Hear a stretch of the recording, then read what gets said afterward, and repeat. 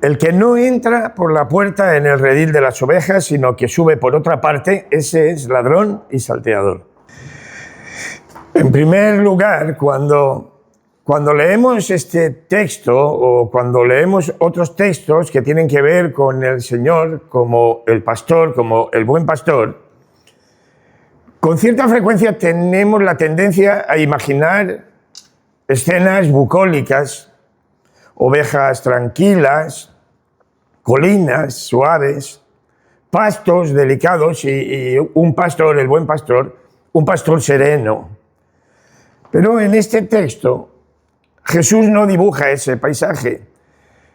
Está hablando de ladrones y de salteadores. Alguien que no entra por la puerta, está diciendo, sino que irrumpe, está hablando de alguien que invade. Escucha, la vida cristiana, la vida espiritual, es un jardín que no es neutral, es un jardín que en realidad es un territorio disputado por el Señor y disputado por el enemigo. Por eso una de las preguntas que queda en el ambiente al leer este texto no es tanto quién es tu pastor, sino quién es, algo más incisivo, quién es el que quiere apoderarse de ti. El ladrón. El ladrón no viene a conversar, el ladrón viene a apropiarse. Y esto es una de las cosas que tendríamos que tener muy presente. Hay voces que vienen y no vienen para que aprendamos, no vienen para orientarnos, vienen para poseerte, para poseernos. Entonces, Jesús usa dos palabras que son palabras muy fuertes para describir esta clase de intruso. Una es ladrón y otra es salteador o asaltante. El ladrón roba en silencio, el asaltante o el salteador roba también, pero con violencia. Entonces, y eso es lo que está diciendo el Señor, nos está diciendo, iba a decir subliminalmente, no, con toda claridad nos está diciendo que hay dos formas de invasión espiritual. Una es sutil y la otra es agresiva. Hay dos formas, ladrón, salteador, sutil, agresiva, pero hay un solo objetivo y es el control de nuestras vidas, el control de tu vida. El ladrón, en contra de lo que podría aparentar, no está interesado en tu crecimiento. Está interesado en tu obediencia y habría que calificar, en tu obediencia ciega. O lo que es lo mismo, no quiere con la voz que pueda intentar o conseguir introducir en nuestra mente, no quiere que maduremos, quiere que dependamos. Entonces, el siguiente elemento que aparece en esta sucesión de metáforas es el redil. El redil es un espacio de recogimiento y de protección. Y entonces, en ese sentido, el redil puede representar el redil sobre el cual puede venir el ladrón y pueden intentar venir voces extrañas. El redil puede representar la comunidad, la iglesia, pero el redil también puede sugerir no solo la iglesia visible, sino en sentido figurado, puesto que es recogimiento y protección. El redil es mi vida interior, nuestra vida de fe, el mundo de fe. Lo que pasa por dentro en una vida cristiana, eso, la vida en el espíritu, eso tendría que ser y es el redil. Y este es el enfoque del día de hoy. Eso es lo que quiere invadir el enemigo en la propuesta de hoy. Muy bien, pues, ¿y cómo empieza todo ese intento de invasión? Empieza por los sentidos. Esa es la puerta mediante la cual podríamos o no permitir, dejar o ser engañados para que esas voces se cuelen. Por los sentidos.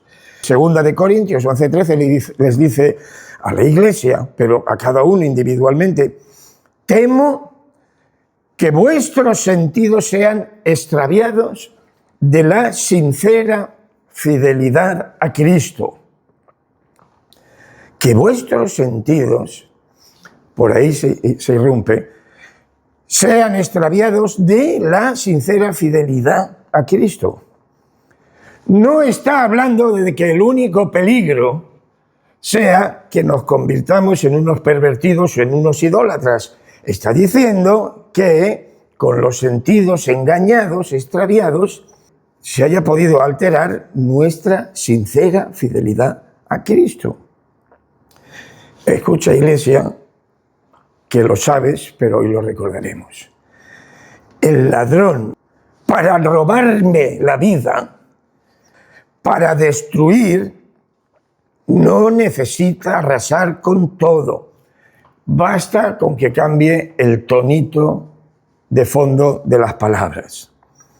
Mira cómo no necesita destruirlo todo.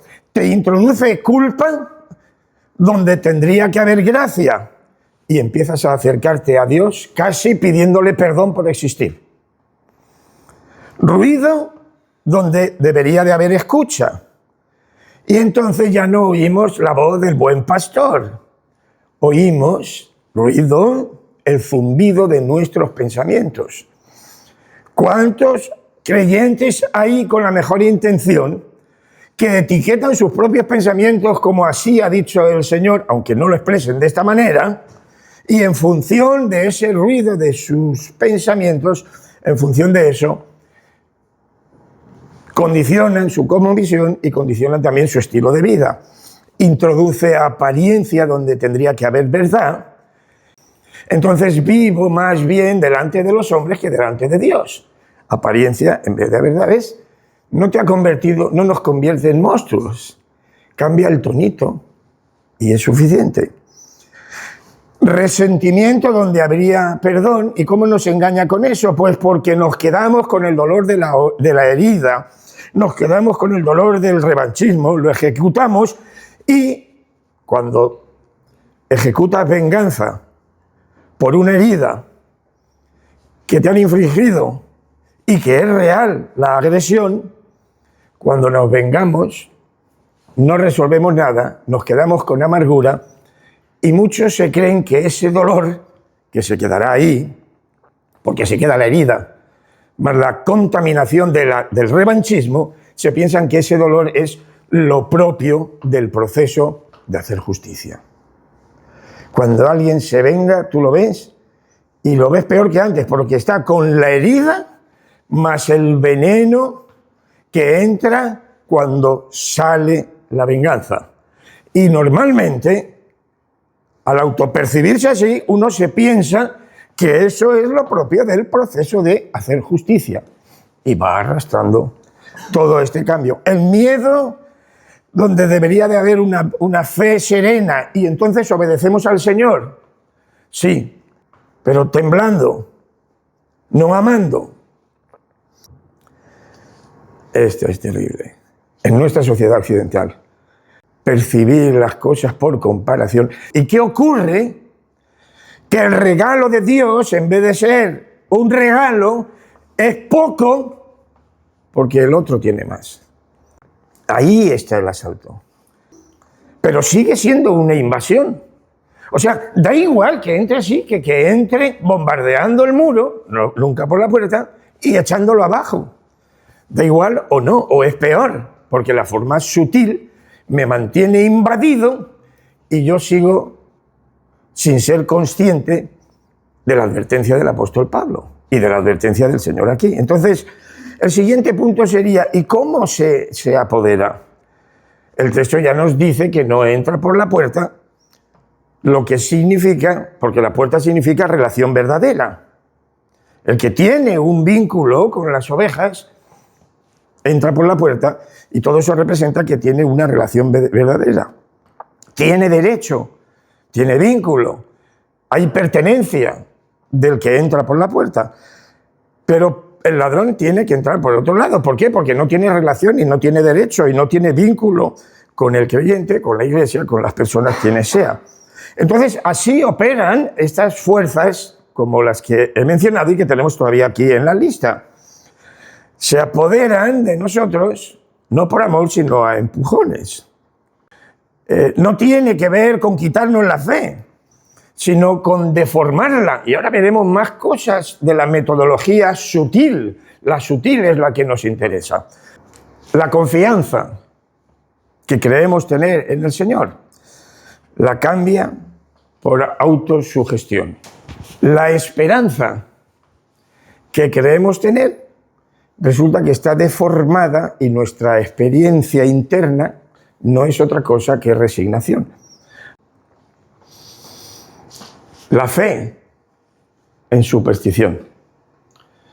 El gozo en entretenerse. Ir al culto, haber disfrutado de la alabanza, hasta una maravilla, estar bailando, tal, en fin, como quiera cada uno. Y tal vez no, en estos casos, cuando se dé este caso, cuando sea este el caso, no todo el que disfruta espiritualmente de abrazar a Dios y ser abrazados por Dios en la adoración y en la alabanza, pero lo que han tenido es sencillamente un poco de entretenimiento.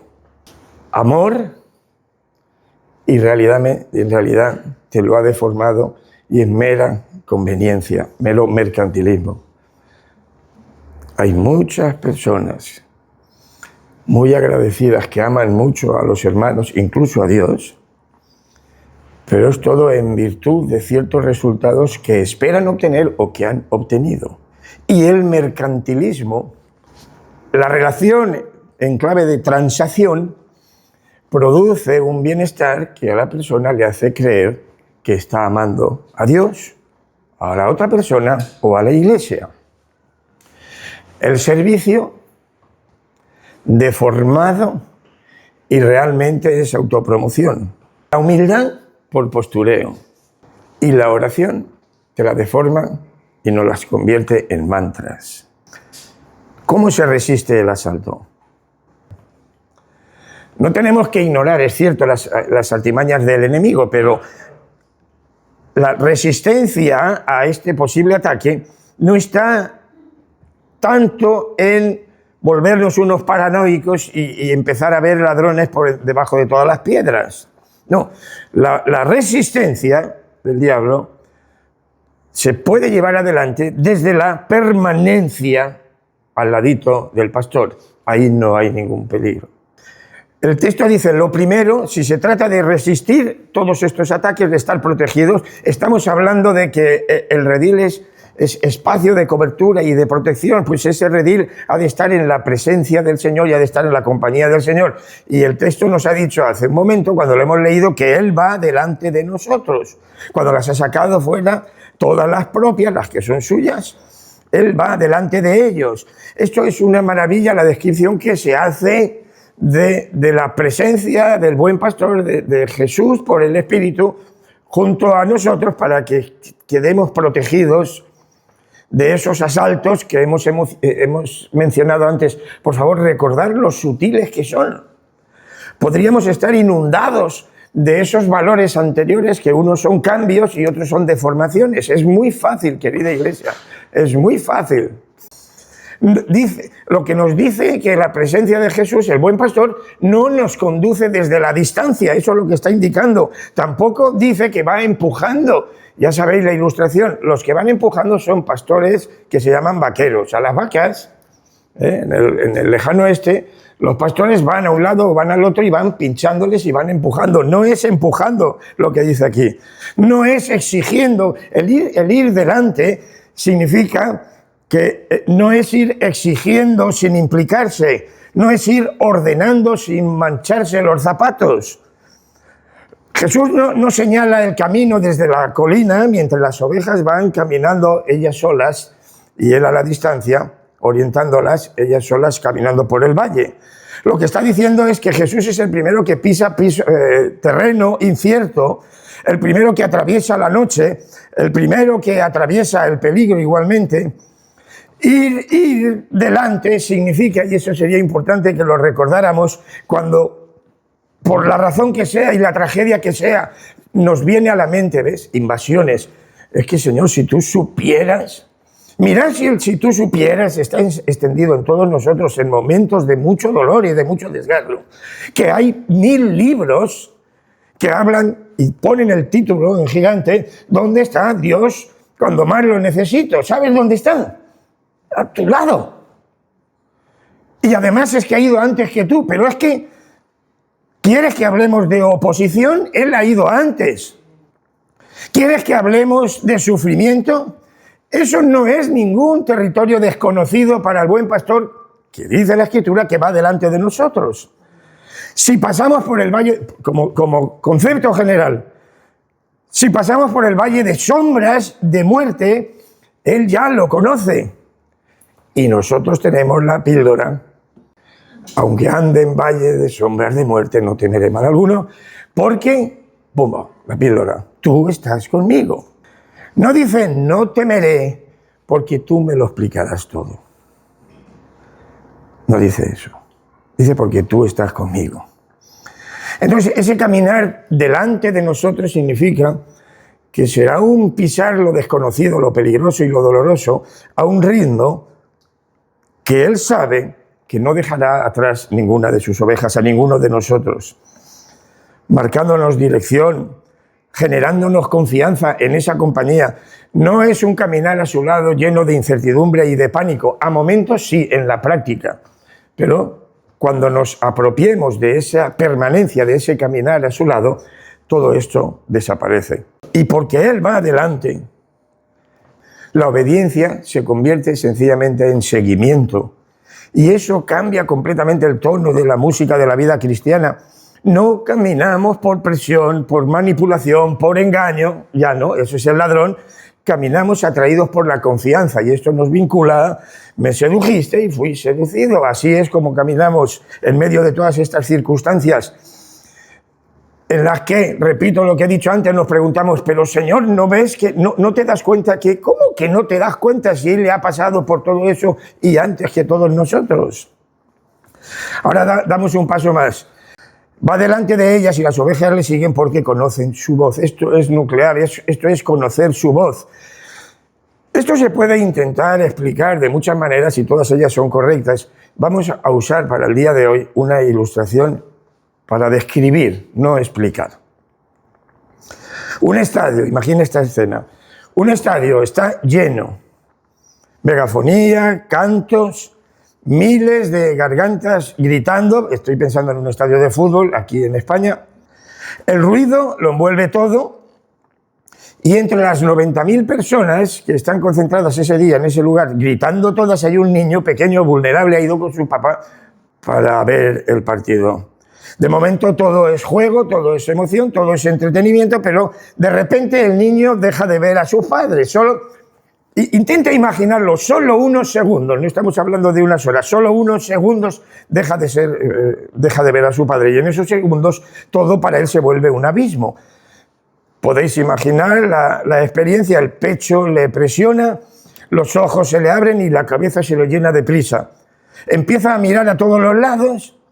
Y esto escúchalo, en ese instante no le sirve de nada que haya mucha gente y muchas voces. No le sirve de nada que haya de las 99.000, el mayor porcentaje, que sea gente buena. No le sirve de nada. Lo único que necesita, lo único que le sirve es la voz de su padre. Y entonces, entre miles de gritos y entre miles de sonidos, el niño oye algo que no es ni lo más brillante ni lo más elocuente, pero es una voz que él reconoce e identifica que le están llamando por su nombre. En ese momento se le aflojan los hombros, se le suelta el pánico y se le ordena todo su mundo interior. Entonces, automáticamente se dirige a esa voz. Escucha, no necesita explicaciones. Eso es inteligencia. Eso es racionalidad, eso es relación. Y ahora déjame que te explique lo que está pasando, porque para mí es una maravilla, que es lo que ocurre también con el Señor. Por eso cuando se experimenta la voz de Dios, en ocasiones se experimentan muchas cosas que resuelven el caos interno del asalto de otras voces, lo resuelven y todavía no hemos terminado de comprender lo que se nos ha dicho. Y esto parece irracional, claro, no es racional, es suprarracional. Cuando el niño está perdido, como muchos de nosotros, su cuerpo entra en modo, vamos a llamarle más contextualizado, en modo alarma. la respiración entrecortada, el pulso elevado, la mirada desorientada, pánico. El cerebro no está razonando, el cerebro está intentando sobrevivir, buscando la supervivencia. Entonces es cuando ocurre algo precioso, la voz del Padre. Aunque el sonido entra por el oído, puesto que no lo ha visto, podría valer que lo ha visto, pero como lo ha llamado, entra por el oído y lo procesa su cerebro, la voz no espera a que el cerebro lo procese para que el niño experimente ya la impresión agradable que lo rescata de ese caos que estaba viviendo. Insisto, cuando la señal le llega al cerebro, hay una respuesta automática que hace que el niño reaccione y todavía no ha dado tiempo a que su cerebro procese el pensamiento de ese algo que previamente ya le ha producido efecto. Con la última, porque me gustaría que nos fuéramos entendiendo este detalle para tratar de hacer la transposición a la vida cristiana. Fijaos en el fenómeno. Como estaba el niño, brota la voz de su padre. Un microinstante antes de que el niño procese, ¿es mi papá? Antes de que lo procese, eso se tarda nada, es casi automático. Antes ya ha ocurrido algo en su corazón. El bálsamo de esa voz ha producido el efecto balsámico antes de que el niño pueda procesar, y habrá una diferencia de microsegundos. Me gustaría saber cuál es la diferencia. El pecho se le afloja, en fin, todo lo que hemos estado hablando. Y después de experimentar ese encuentro con la voz, ya ocurre una segunda capa después, pero inmediatamente después. Y es que el niño dice, bueno, es mi papá, me ha llamado por mi nombre, ya no estoy en peligro, ya recupero su compañía, me abandona. Antes de que procese eso, bueno, lo más elemental, es mi papá, me está llamando y me llama desde allí, o me llama desde allí, ya estoy tranquilo. Antes de que lo procese, un microinstante antes, su ansiedad ya se ha apagado. Es más antiguo, es previo el alivio. Si consiguiera haber transmitido, si hubiera conseguido haber transmitido esto, porque esto es lo que ocurre cuando en medio de nuestros estadios llenos de ruido y estadios llenos de ruido, escuchamos la voz del Señor. Entonces, Juan 10, pese a la presencia del ladrón, Juan 10 está representando esto. Para nosotros Jesús, el buen pastor, no es solo información, sé cosas de él, es relación. Y esa relación es la que de manera inexplicable produce esas sensaciones de paz y de tranquilidad que vienen con la palabra de Dios, y sin embargo el niño tarda unos segundos, desde que experimenta la paz hasta que dice, es mi papá. Con Dios, su presencia y su palabra puede dilatar más ese tiempo. Quiero decirte, puede venir la palabra de Dios que en una oleada espiritual te comunica la respuesta que te trae tranquilidad o sosiego o lo que sea, y todavía tú no podrías, mira, la paz de Dios. Esto es porque va a hacer así, así, así, así, con el problema que estaba viviendo hasta hace un momento. ¿Entiendes? No es inmediato. Viene la palabra, la escuchas, viene la calma, inmediatamente sabes el contenido, sabes explicar el contenido. No siempre es así. Pero cuando es la palabra, siempre se produce el cambio. ¿Y qué es ese cambio? Ese cambio es ir en la compañía de aquel cuya voz tú conoces interiormente, porque no es voz necesariamente de decibelios. Vamos a orar.